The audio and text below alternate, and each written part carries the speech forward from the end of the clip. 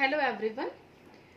आज हम डिस्कस करेंगे steps involve in construction of a psychological test, यानी किसी भी मनोवैज्ञानिक परीक्षण के निर्माण में क्या क्या महत्वपूर्ण चरण कौन कौन से होते हैं, तो इसके विषय पे आज हम चर्चा करेंगे। सबसे पहले हमारा जो step involve in construction of a psychological test है वो है पहला हमारा प्लानिंग ऑफ द टेस्ट।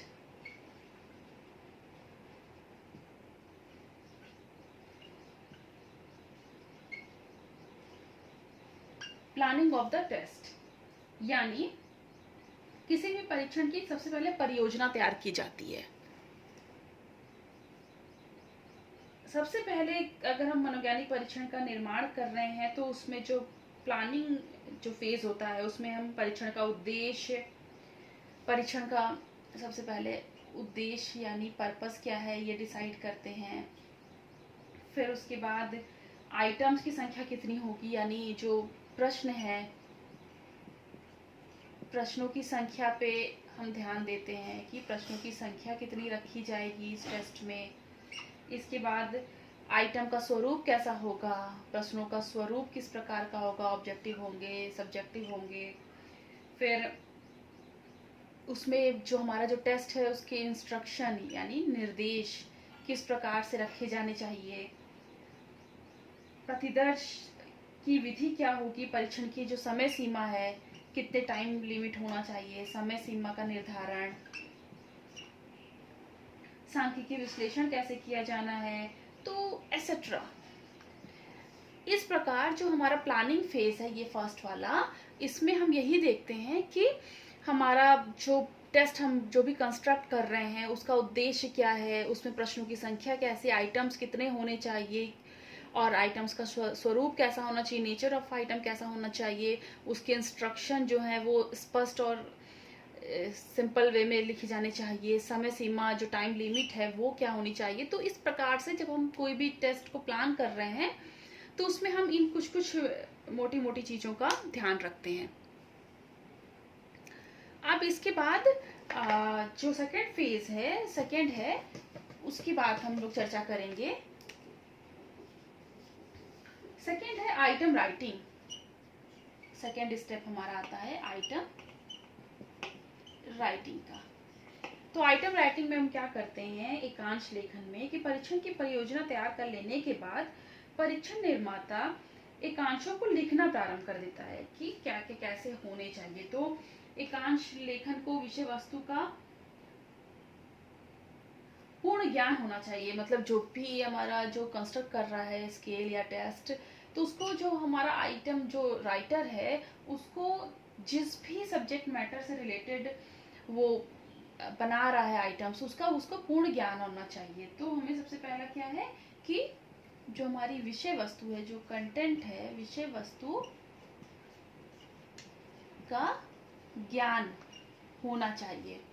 दूसरा है कि आइटम राइटर को उन व्यक्तियों के व्यक्तित्व से पूर्णतः वाकिफ होना चाहिए जिनके लिए परीक्षण का निर्माण किया जा रहा है। तो जो भी आइटम जब लिखा जाता है तो उसकी विषय वस्तु का ज्ञान होना चाहिए, और दूसरा जो जिन व्यक्तियों के लिए बनाया जा रहा है, ठीक है, तो उनके व्यक्तित्व के बारे में भी जानकारी होनी चाहिए कि जिस भी सैंपल के लिए हम बना रहे हैं तो उसमें क्या क्या ट्रेड्स होंगे, क्या क्या पर्सनालिटी ट्रेड्स होंगे, तो उसके अकॉर्डिंगली ही हम आइटम्स को लिखते हैं। फिर है कि एकांश लेखक को एकांश के विभिन्न प्रकारों जैसे आत्मनिष्ठ प्रकार, वस्तुनिष्ठ प्रकार, इन सब के बारे में जानकारी होनी चाहिए। जैसे हमारा आइटम है ऑब्जेक्टिव रखा जाए या फिर सब्जेक्टिव रखा जाए, इन सब के विषय में जानकारी होनी चाहिए। फिर आइटम जो राइटर है उसको वोकेबुलरी उसकी काफी स्ट्रांग होनी चाहिए।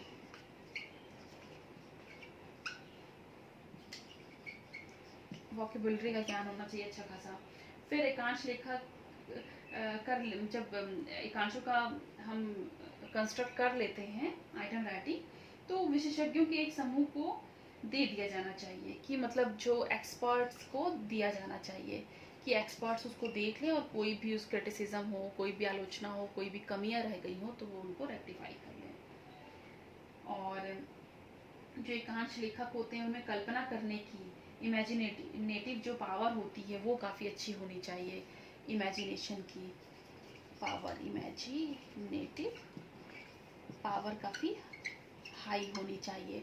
तो ये कुछ आइटम राइटिंग करते समय हम कुछ बातों का हमें ध्यान रखना चाहिए। तो ये हमारा सेकंड जो पॉइंट था वो हो गया। पहला हो गया प्लानिंग ऑफ द टेस्ट और दूसरा हो गया आइटम राइटिंग। सो आइटम राइटिंग के बाद अब हम थर्ड स्टेप पे चलेंगे। तो हमारा थर्ड स्टेप आता है प्रीलिमिनरी ट्राई आउट, और इसको एक्सपेरिमेंटल ट्राई आउट भी कहते हैं।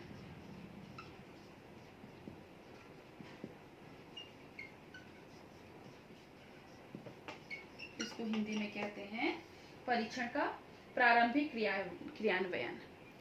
इसका क्या मतलब होता है कि मनोवैज्ञानिक परीक्षण के निर्माण में तीसरा महत्वपूर्ण कदम परीक्षण के प्रारंभिक क्रियान्वयन का होता है, जिसे एक्सपेरिमेंटल ट्राई आउट भी कहते हैं। जब परीक्षण के कांशों की विशेषज्ञों द्वारा आलोचनात्मक परख कर ली जाती है तो उसके बाद उसका कुछ व्यक्तियों पर क्रियान्वयन किया जाता है। ऐसे क्रियान्वयन को प्रयोगात्मक क्रियान्वयन कहा जाता है। ऐसे प्रयोगात्मक क्रियान्वयन की सफलता के लिए यह अनिवार्य है कि चुने गए व्यक्तियों का प्रतिदर्श का जो स्वरूप है ठीक वैसा ही हो जिसके लिए परीक्षण बनाया गया हो। प्रिलिमिनरी ट्राई आउट बेसिकली यही होता है कि जैसे आइटम राइटिंग कर ली, हमने एक्सपर्ट्स को दे दिया और एक्सपर्ट्स उसमें से जो भी आलोचना है, जो भी क्रिटिसाइज कर लिए, तो उसके बाद हमने उसको रेक्टिफाई कर लिया आइटम्स को उनके अकॉर्डिंगली। उसके बाद जिन भी सैंपल के लिए हमने डिज़ाइन किया है ये पर्टिकुलर टेस्ट, उस सैंपल उतने ही उसी सैंपल जैसा ही कुछ व्यक्तियों को लेकर के हम एक प्रशासन कर लेते हैं एक टेस्ट का, कि कोई प्रॉब्लम है, अगर कुछ भी दिक्कत आ रही है तो उसको हम रेक्टिफाई कर लें। सो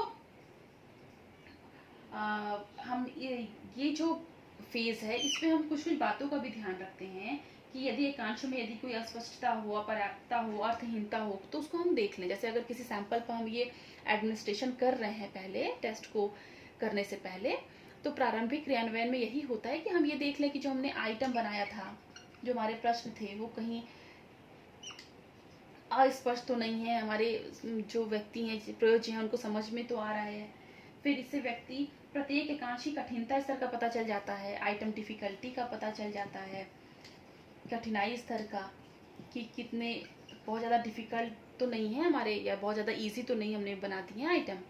तो ये दोनों चीज़ों का पता चलता है। फिर वैलिडिटी का भी पता चलता है, आइटम वैलिडिटी का। फिर इसमें परीक्षण की समय सीमा निर्धारित करने में मदद मिलती है। जैसे हमने जो टाइम बनाया था उसके अकॉर्डिंग अगर हम टेस्ट करके देख रहे हैं कि हाँ बहुत ज़्यादा समय लग जा रहा है, तो बहुत ज़्यादा समय तो नहीं लग जा रहा है, इन बातों को ध्यान में रखते हैं, तो ये वैलिडिटी का भी पता चल जाता है। इसके बाद परीक्षण की उपयुक्त लंबाई नियत करने में मदद मिलती है कि मतलब जो लेंथ है, हमारा जो लेंथ है टेस्ट का वो अप्रोप्रिएट है कि नहीं। तो कुछ चीज़ें हैं जो मुख्य चीज़ें, इनके बारे में हम जब ये प्रिलिमिनरी ट्राई आउट करते हैं, प्रारंभिक क्रियान्वयन करते हैं, तो इनके बारे में हमें एक आइडिया लग जाता है कि आइटम डिफ़िकल्टी कितनी थी, या बहुत आसान तो नहीं प्रश्न थे, या बहुत कठिनाई वाले तो नहीं थे। वैलिडिटी उसकी देख लेते हैं, लेंथ देख लेते हैं, और जो हमारे इंस्ट्रक्शन है वो भी अच्छे से प्रयोजक लोग को समझ में आ रहा है या नहीं। तो इन सब कुछ मुख्य बिंदुओं को हम इस यहाँ पे देख करके उसको हम रेक्टिफाई कर सकते हैं। तो ये हमारा थर्ड पॉइंट आ गया। फोर्थ हमारा आता है रिलायबिलिटी ऑफ द टेस्ट।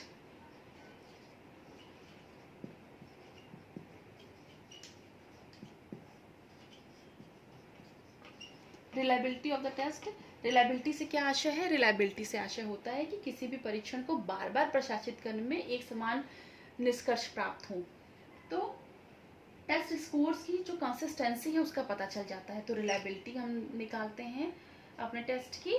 फिर validity of the test, validity of the test. Validity का क्या अर्थ होता है? वैलिडिटी का अर्थ होता है कि परीक्षण जिस उद्देश्य की पूर्ति हेतु बनाया गया है उस उद्देश्य की प्राप्ति कर रहा हो, वैध हो परीक्षण हमारा।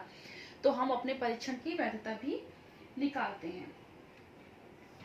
इसके बाद नॉर्म्स ऑफ द टेस्ट, हम नॉर्म्स भी मानक निर्धारित करते हैं। मानक क्यों देखा जाता है? मानक इसलिए देखा जाता है कि अमूक व्यक्ति की समूह में स्थिति जानने के लिए या अन्य व्यक्तियों से अगर उसकी तुलना करनी है तो उसके लिए भी हमें नॉर्म्स की जरूरत पड़ती है। तो इसलिए हमें एक एवरेज स्कोर रखना पड़ता है, मानक की रचना करनी पड़ती है हमें टेस्ट के बनाते समय। फिर हमारा लास्ट पॉइंट आता है preparation of manual. Preparation of manual, preparation of manual इस जो एक पुस्तिका जैसी होती है, इसमें कोई भी शोधकर्ता मैनुअल में निर्देश दिए होते हैं, उनके अनुसार परीक्षण का क्रियान्वयन करता है, व्यक्ति द्वारा प्राप्त अंकों का विश्लेषण करता है, उसमें नॉर्म्स दिए होते हैं। तो इस मैनुअल में सारी ही हमारे जो पर्टिकुलर टेस्ट हमने बनाया उससे रिलेटेड सारी इन्फॉर्मेशन इस मैनुअल में दी होती है। तो हम मैनुअल का भी एक अच्छे सा मैनुअल एक पुस्तिका के रूप में बना के रख लेते हैं। तो this is all about steps involve in construction of a psychological test, जिसमें आपने देखा planning of the test, item writing, preliminary tryout, reliability of the test, validity of the test, norms, and last preparation of manual. So this is all about the steps involved in construction of a psychological test. Thank you so much.